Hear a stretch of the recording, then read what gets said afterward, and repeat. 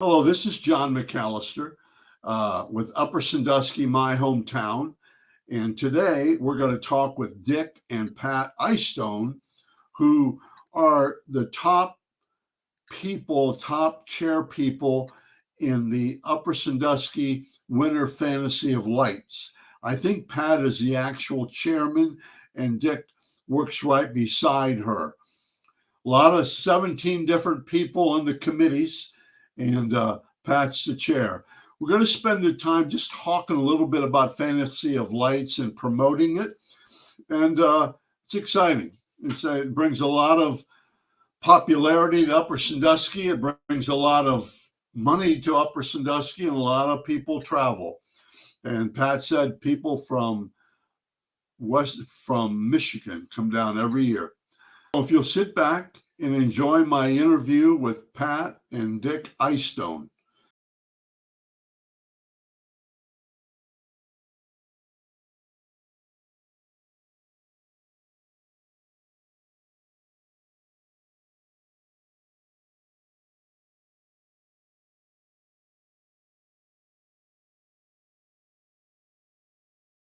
Welcome today to Dick and Pat Althouse.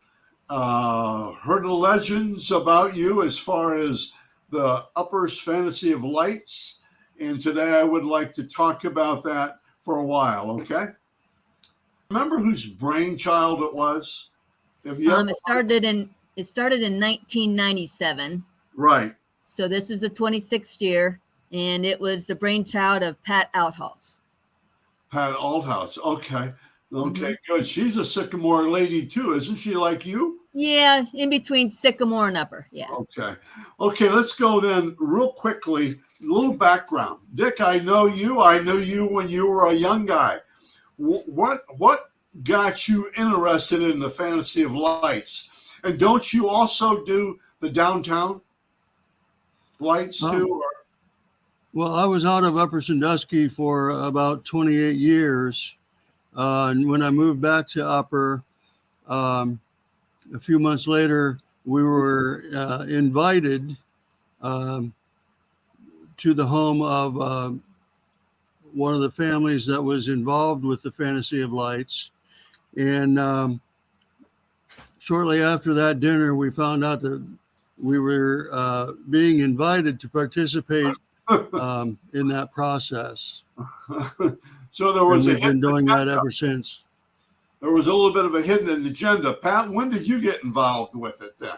Same time. We got invited to that to talk about it and learn a little bit about it, and then we joined the committee in 2006. And then did you have a background in those kinds of things before then? No. Were you into art? Dick, you're an art teacher, right? Yeah, I was an art teacher for 38 years. I retired 7.5 years ago. And before I retired, I had started painting murals. Right. And a lot of those murals are in high school gymnasiums in Wyandotte County, Hardin County, and Seneca County. So you have both of you must have kind of a gift for that. Okay, I saw you when I went down to see you guys. I saw you up on the cherry picker. You know, I didn't know you did those kind of things too, right? Well, I had to learn fast. Once we got on that, yeah. That's good. Okay, let's talk about it now. Okay, walkthroughs are tonight and tomorrow night, right? This is Tuesday and Wednesday nights. What's involved in a walkthrough? Involved in a walkthrough, we have a committee of 17. So there's one person that's their specific job is to manage the walkthrough and get everything ready for it.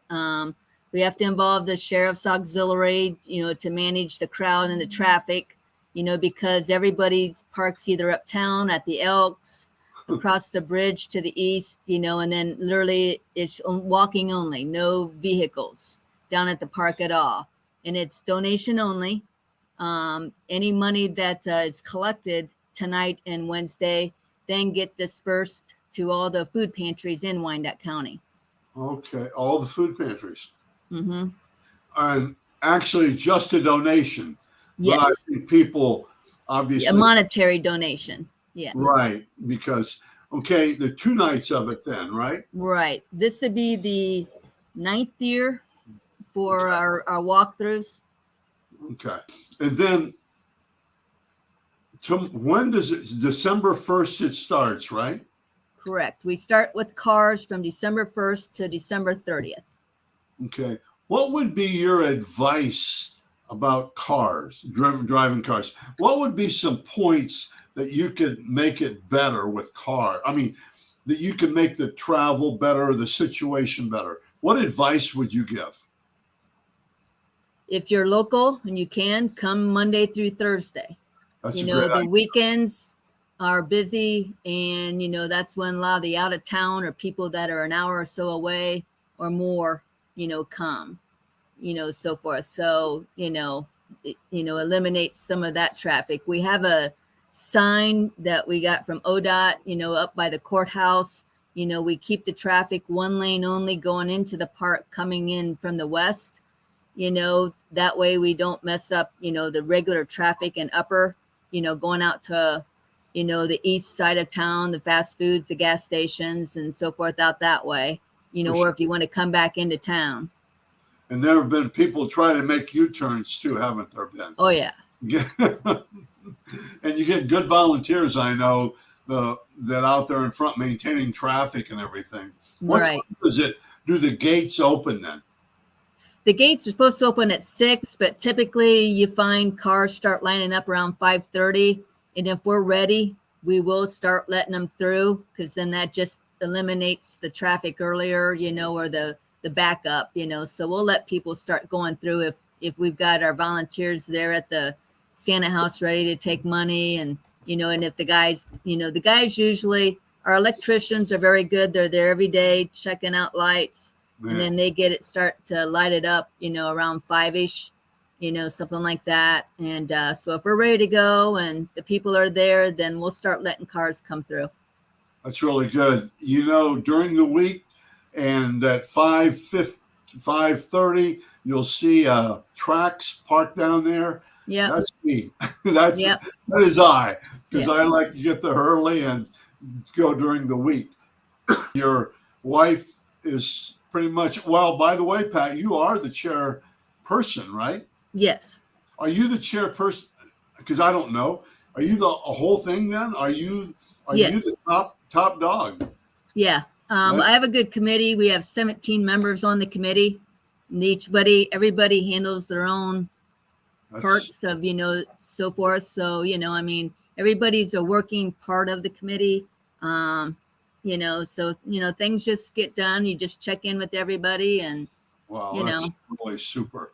Yep. Okay, any new additions to the lights this year? Yeah, we've got a new nativity set came on past the log cabin. That's new this year. A new little display called Frozen. It's more for the, you know, little kids, if you're familiar with the movie Frozen. I watched the movie. So Yeah. Yeah. grandkids. So, yeah. That's really the park the park always is trying to make improvements, you know, whether it's adding trees or taking out things, and they took out some bushes. So in that area, they kind of put in, I don't know what you call them, posts. They kind of remind you of like up at the lake, you'll see the big posts, you know, that boats, you know, anchor to. Pier posts. And so we made lollipops out of those. good. So It's really neat. and then this is the second year we have our motion tree back. Dan and Leslie Heyman take care of, you know, putting, you know, computer, you know, I guess programming it with the computer to that. That's at the very front of the, you know, the park when you first enter. Right, that's at the front, isn't it? Mm-hmm. Okay. I want to put a display up. Am I allowed to do that next year? What's the process? You need to contact.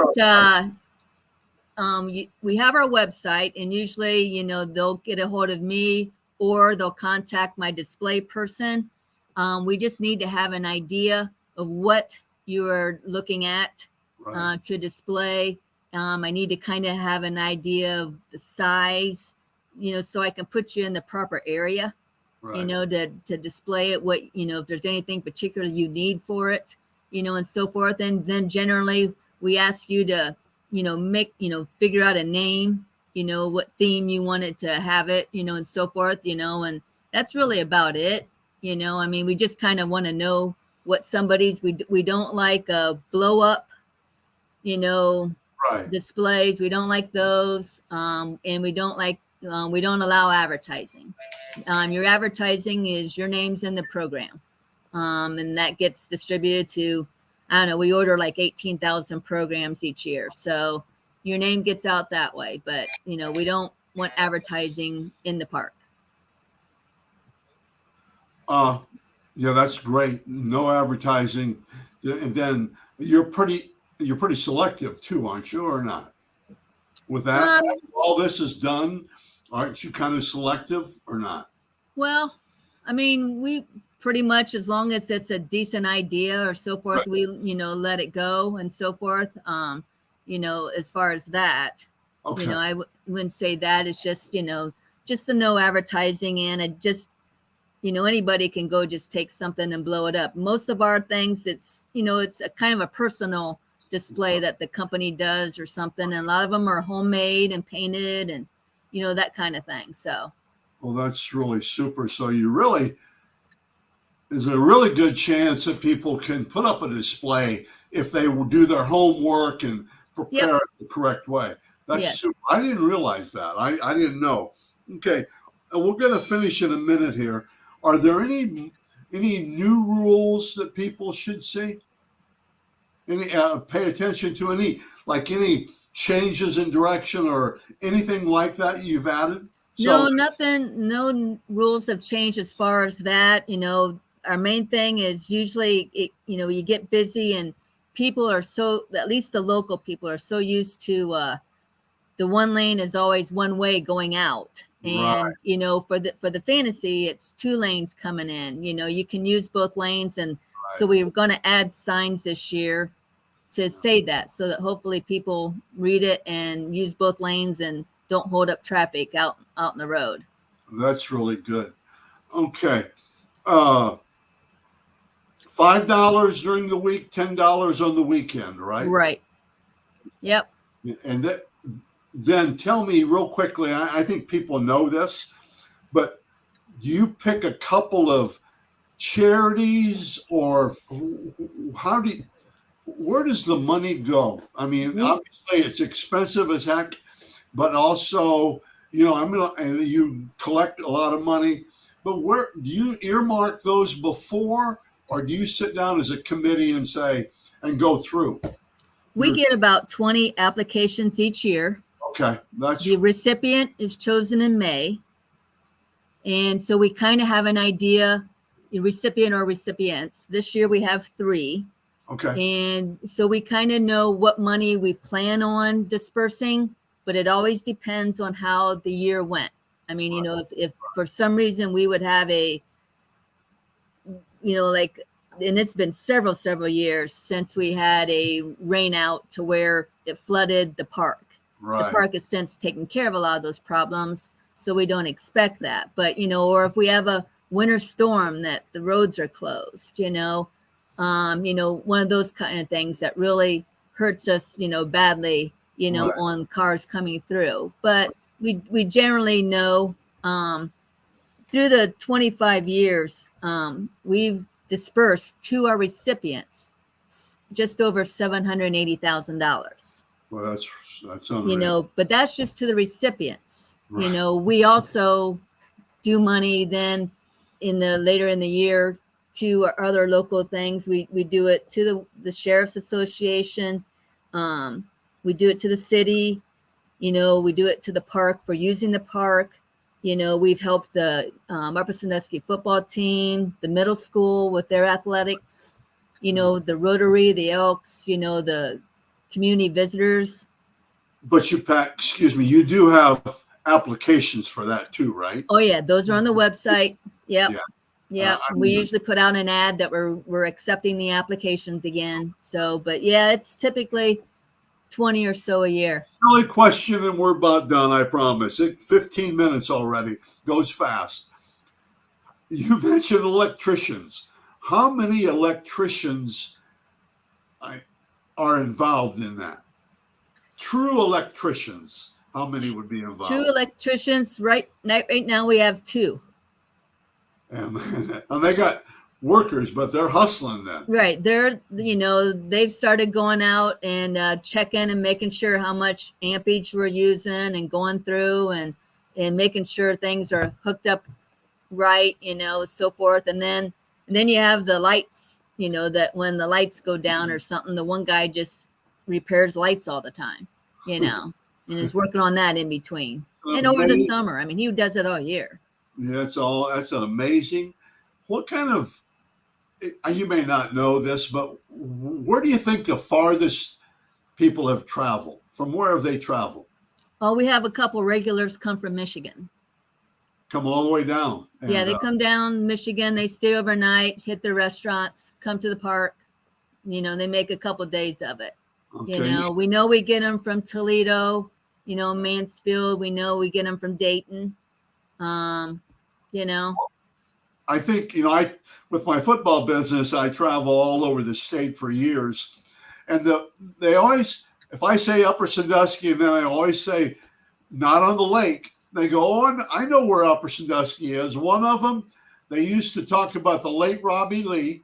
Mm-hmm. They used to people would ask me about John Diebler. And Yep. then the other one, I would say, oh, maybe 25 people over the years.